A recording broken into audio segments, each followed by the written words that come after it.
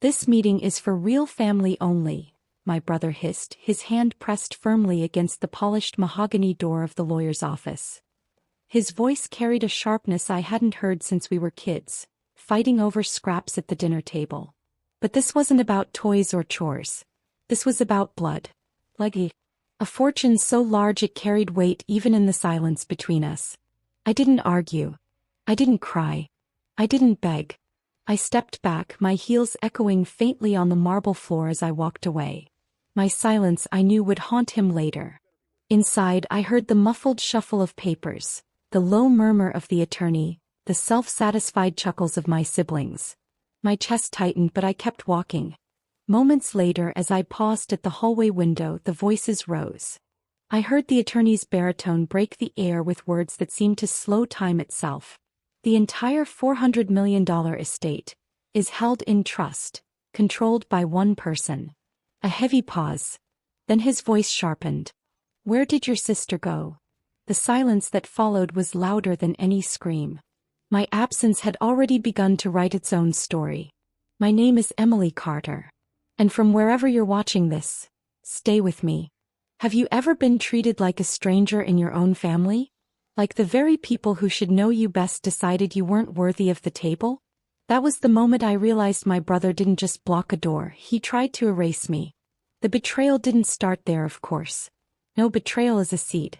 It grows slowly in the shadows, watered by envy and greed, until one day it towers over you, blotting out the sun.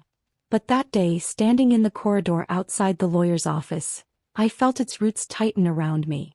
I could still see my brother's face, the smug curve of his lips, the casual cruelty in his eyes, as he shut me out. My sister, seated behind him, avoided my gaze. She didn't stop him. He never did. To her, silence was safer than resistance. But me? Silence is not surrender. Silence is strategy. As I slipped away from the office, I thought about my father. The man who built the Carter empire from nothing, who clawed his way out of poverty with bare hands and stubborn will. He told me once, "Legacy isn't about who takes it. It's about who can carry it." I carried those words like armor. And soon they would cut sharper than any blade. Because what my siblings didn't know was simple. While they sat in that room grinning over money they thought was theirs, the will had already named me as the sole trustee. The only one with power over every single dollar. And in that silence, my exile from the room, they had handed me the one thing they could never buy back. Poetic revenge. The air in that hallway grew colder, heavier. My heart no longer raced with fear. It pulsed with fire. They thought I was gone. But I wasn't walking away. I was circling. And when I returned, it wouldn't be as their sister. It would be as their reckoning. The click of the lawyer's pen still echoed in my mind as I left that building. $400 million. And me, the quiet one, the overlooked one, was the sole trustee. Inside that room, my brother David and my sister Claire thought they'd won. They thought by keeping me out they had cut me off from the empire my father built. But they didn't know the truth yet.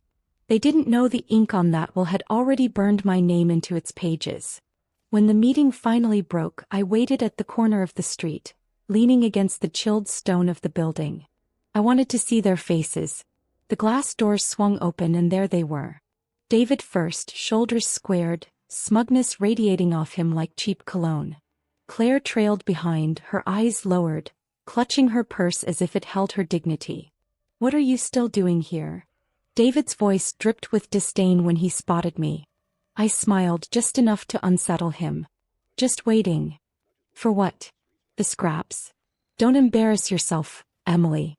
Dad never wanted you in the business." His words were sharp, but his confidence was blind. He didn't know he was already standing on a trapdoor. Claire opened her mouth as if to speak, then shut it quickly. He always followed David. Always. I let their arrogance wash over me without reaction. My silence was a mirror, forcing them to see only themselves. Then I walked past them, calm, measured, untouchable. The lawyer's voice still replayed in my head like a secret weapon. "The entire $400 million estate is held in trust, controlled by one person. That one person was me. And I had a choice. I could be merciful, or I could be methodical. That night I sat alone in my apartment, the city lights bleeding through the window like fractured stars. I poured a glass of red wine, pulled the envelope from my bag and laid the will out on the table. My hands traced over the ink over my name as though touching proof that my father had seen me, truly seen me, even when my siblings hadn't. But what struck me wasn't the money. It wasn't even the control. It was the trust. My father entrusted me to decide the fate of everything he had built. And my siblings? They had tried to erase me from it. So I decided then they would feel what it meant to be erased. The first step was simple. The trust gave me full authority over the company accounts, the properties, the investments. Every dollar funneled through me. I picked up the phone, my voice steady as I gave the order to freeze all disbursements. Salaries, dividends, allowances. Everything. By morning, David's flashy cars and Claire's designer lifestyle would hit a wall of silence from the banks. They had shut me out of the lawyer's office. Now I was shutting them out of their entire world. The balance of power had shifted. And they didn't even know it yet. The first cracks appeared within 24 hours. I was in the trustee's office. My office now when the calls began. A frantic secretary patched them through one after another. David first. Emily, what the hell is going on? His voice was thunder over the line. My card got declined at dinner last night. Do you have any idea how humiliating that was? They know me there. I spend more in one night than. I cut him off, my tone calm, almost bored. Maybe you should spend less. Silence. The kind of silence that prickles through the receiver, heavy with disbelief. You can't do this. You don't have the authority. Oh, but I do. And then I hung up. Not 10 minutes later, Claire called. Her voice was softer, but panic laced every syllable. Emily, please. My rent payment bounced. The landlord called me. What's happening? Did the lawyer say something we missed? I almost felt sorry for her. Almost. But pity has no place in war. You should have asked the lawyer yourself, Claire. Instead, you let David speak for you. I didn't know. You never do. I let the words sink like knives, then ended the call. By afternoon the emails poured in. Board members. Account managers. Even the head of Carter Enterprises himself. A man who had once only answered to my father. They all wanted answers. And answers I realized were power. That evening I summoned them all to the boardroom. The same room where my father had once made decisions that changed the skyline of the city. Now it was my stage. David stormed in first, his suit disheveled, his arrogance cracked around the edges. He slammed a hand on the table. You think this is funny? You froze the accounts. You cut me off from my own inheritance. I didn't flinch. It's not your inheritance, David. It never was. Claire slipped in quietly, her eyes darting between us, like a child caught in a storm. She tried to speak, but David silenced her with a raised hand. The board members whispered among themselves until I raised mine, commanding silence. My voice was steady, deliberate. My father left Carter Enterprises in trust. Not to a group. Not to a committee. To one trustee. Me. Which means every dollar, every contract, every future decision runs through me. The weight of the truth settled over the room. David's face flushed crimson.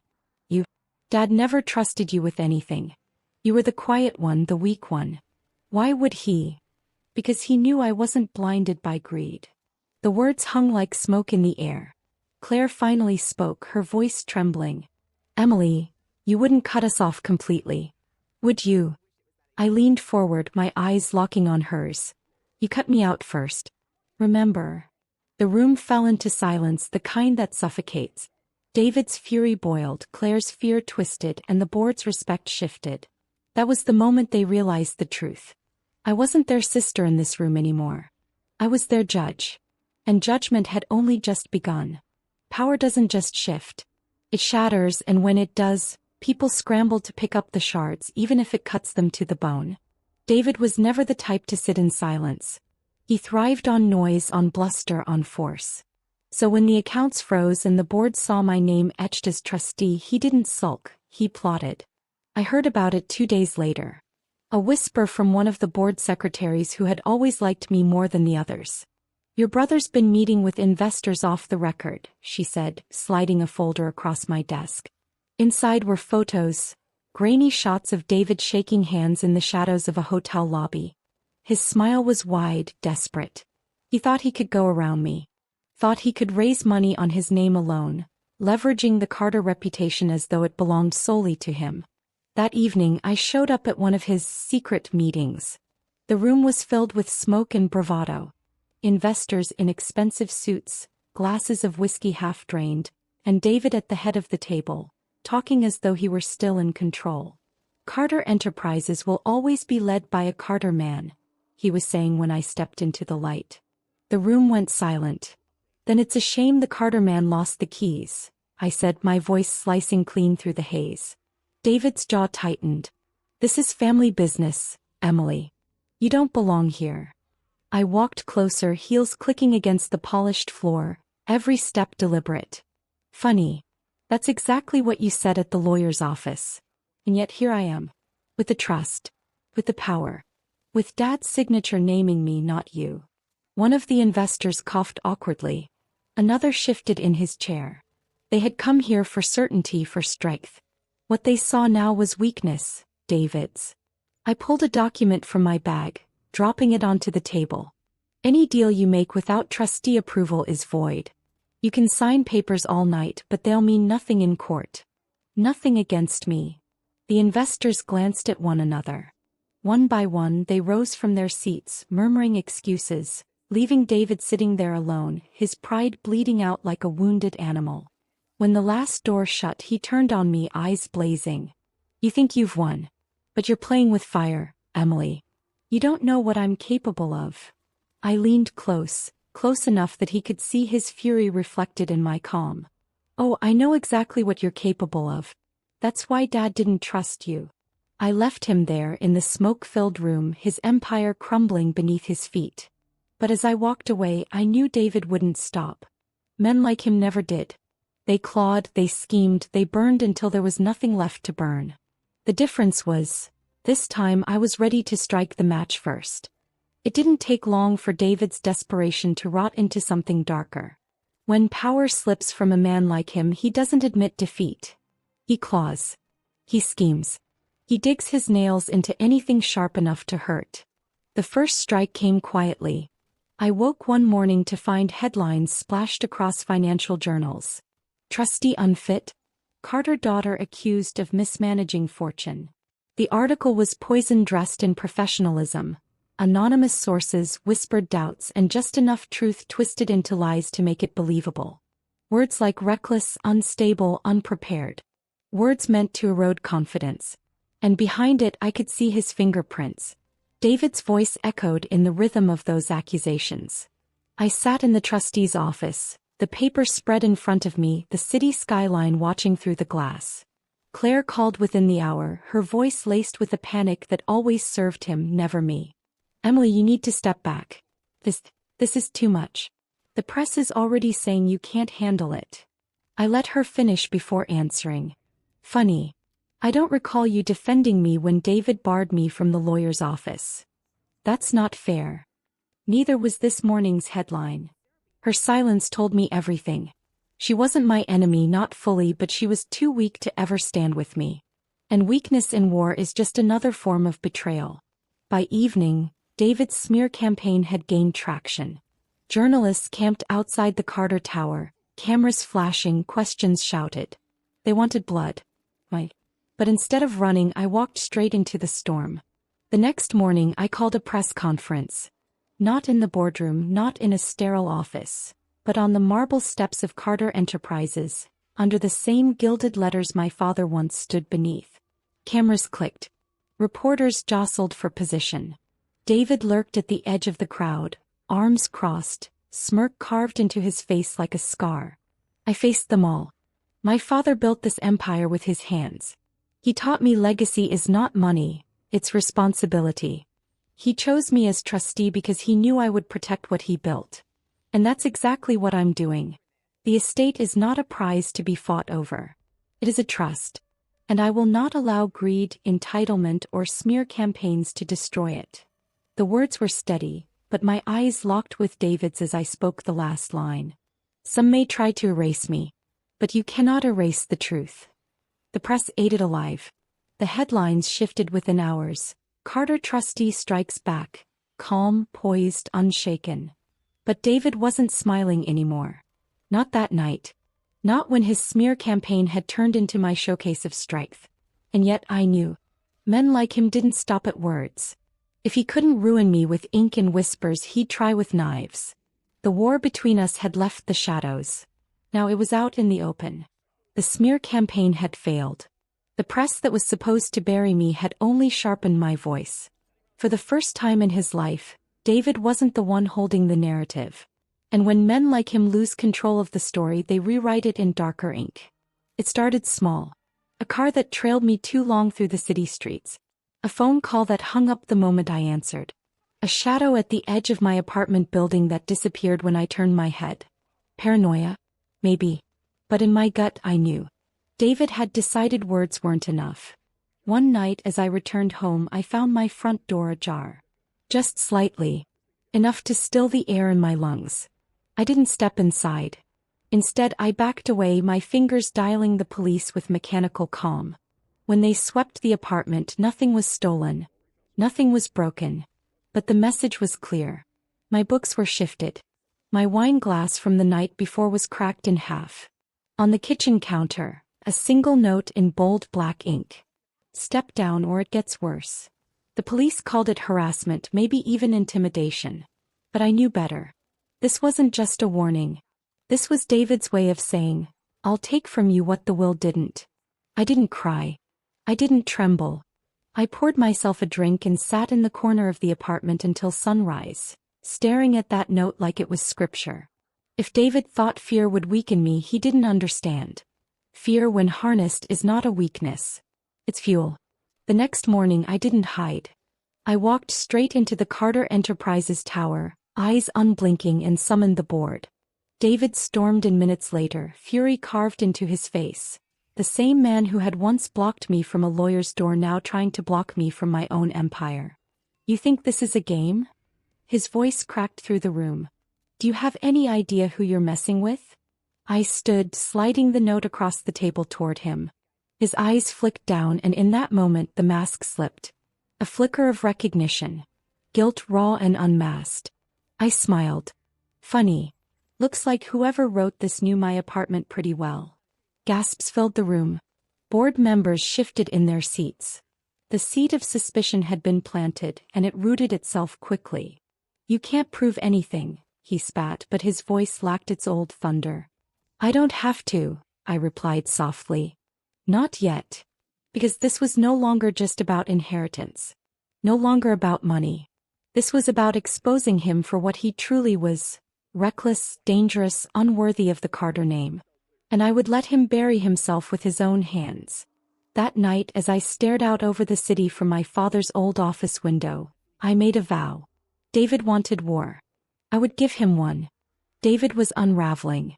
Every move he made pulled tighter around his neck, but he couldn't stop himself. He was a drowning man thrashing in water too deep for his arrogance to float. 3 nights after the note, he made his boldest play yet. I was leaving the Carter Tower late, the city humming below me, when he appeared in the parking garage. He stepped out from the shadows, his eyes wild, his suit disheveled like he hadn't slept in days. You think you've won, don't you? His voice cracked, sharp and brittle. You stole it all. You stole everything that should have been mine. I didn't flinch. I didn't steal anything, David. Dad chose me. You just can't stand that the empire you thought you were owed is in my hands. He laughed, a sound that carried no humor. Then his hand reached inside his jacket. For a heartbeat I thought he might draw a weapon. My pulse roared in my ears. But when he pulled it out, it wasn't a gun. It was a thick folder. Contracts. Forged, desperate, dripping with lies. He shoved them toward me. Sign it. Step down. Hand the trust over, and maybe, I'll let you walk away from this without dragging your name through every courtroom in the country. I stared at the papers without touching them. You really think threats will save you? That signatures will rewrite Dad's will. Don't you dare talk about Dad. he snapped, spittle at the corners of his mouth. You were never his favorite. You were never good enough. You were just quiet. And somehow that made him think you were strong. His words were knives, but they didn't cut. They only confirmed what I had always known. His hate wasn't born from me. It was born from himself. I took a step closer, lowering my voice until only he could hear it. You want to know why Dad didn't trust you? Because greed eats men alive. And he saw you starving for something you didn't deserve.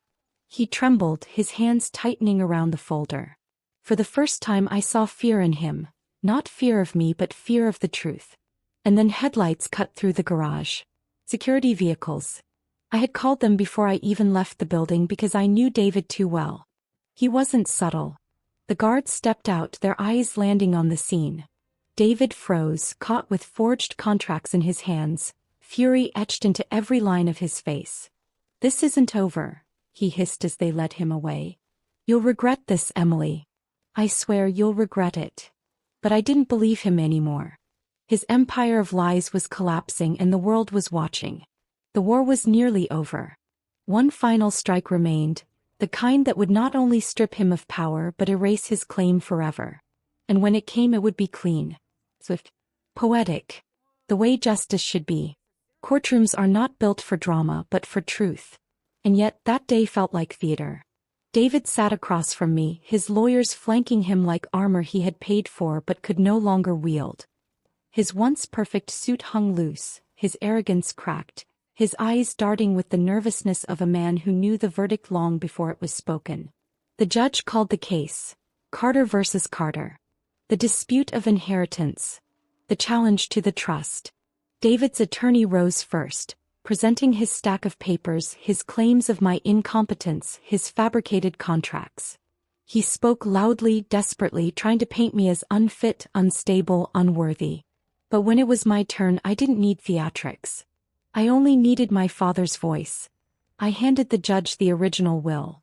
My father's handwriting, his seal, his words so sharp they cut through David's lies like glass. The sole trustee of the Carter estate shall be my daughter, Emily Carter. Not because she is loud. Not because she is oldest. But because she is steady. She will carry the weight. The courtroom fell silent. I looked across at David. His face had gone pale, his fists clenched. His empire of manipulation had collapsed under the weight of one truth. He had never been chosen. The judge's gavel struck once. Twice. Final. The trust stands.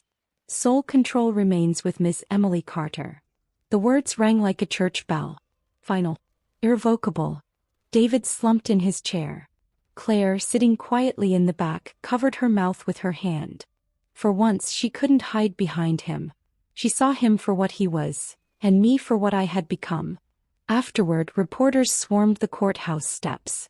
Flashes lit the air, voices shouted questions, but I moved through them with the calm my father had trusted me with. Do you feel vindicated, Emily? One asked. I paused, then answered softly. This was never about vindication. It was about responsibility. My father built something worth protecting. And I will protect it.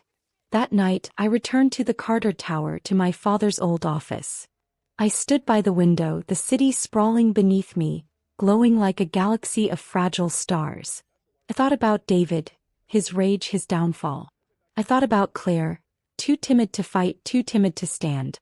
And I thought about myself, the girl who once stood quietly in the hallway, barred from the lawyer's office, treated like an outsider in her own family. I had walked away in silence that day. But silence, I had learned, is not weakness. It is preparation. And when I returned, I did not come back as their sister. I came back as their reckoning. The Carter Empire was mine now. Not to hoard. Not to flaunt. But to carry steady, unshaken. Just as my father knew I would. And in that moment, standing beneath his name carved in gold above the tower, I whispered a promise into the night. I will not fail you, Dad.